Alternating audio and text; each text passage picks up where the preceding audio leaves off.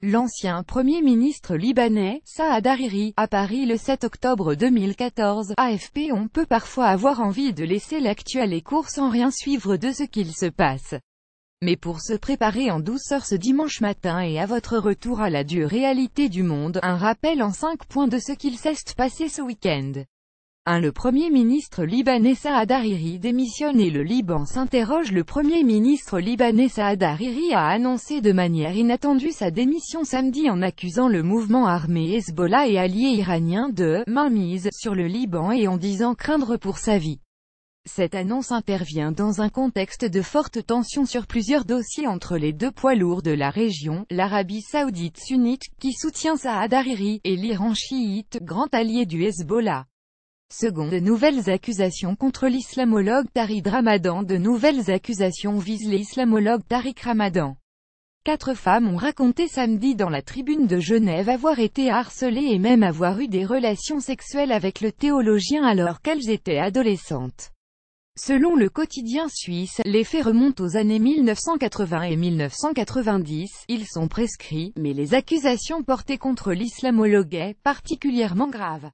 À l'époque, Tariq Ramadan enseignait à Genève, sa ville natale, au cycle des Coudriers puis au collège de Saussure.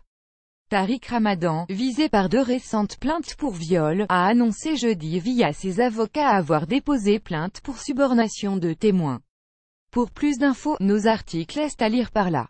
3. Le skipper omanais Fahad Al-Hasni mis en examen pour violent et placé en détention. Le skipper omanais Fahad Al-Hasni a été mis en examen dimanche pour le viol d'une ex-petite amie et placé en détention provisoire. Le marin, qui a été contraint au forfait dans la Transat Jacques Vabre, réfute cette accusation. Les faits se seraient déroulés vendredi en début de soirée.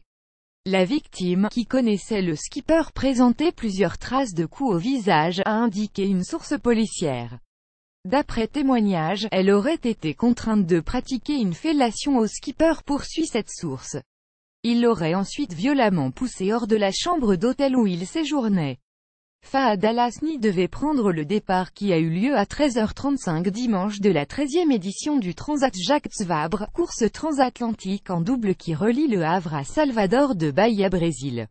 Il était le coéquipier du skipper en titre, le Français Sidney Gavinier.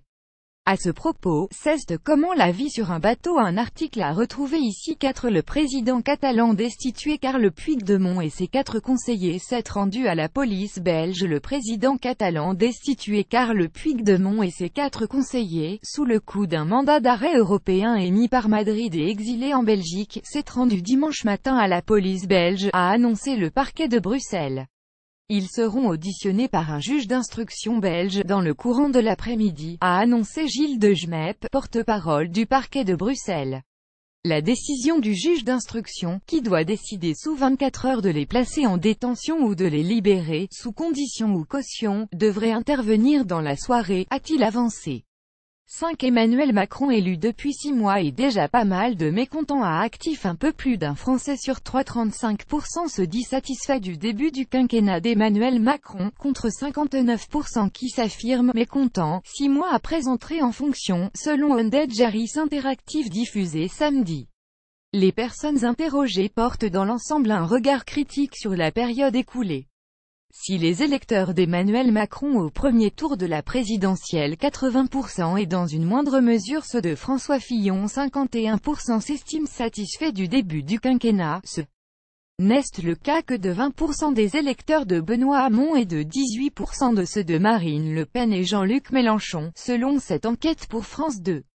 Et sinon pour savoir où on en est du, et de droite et de gauche de Macron, c'est par là.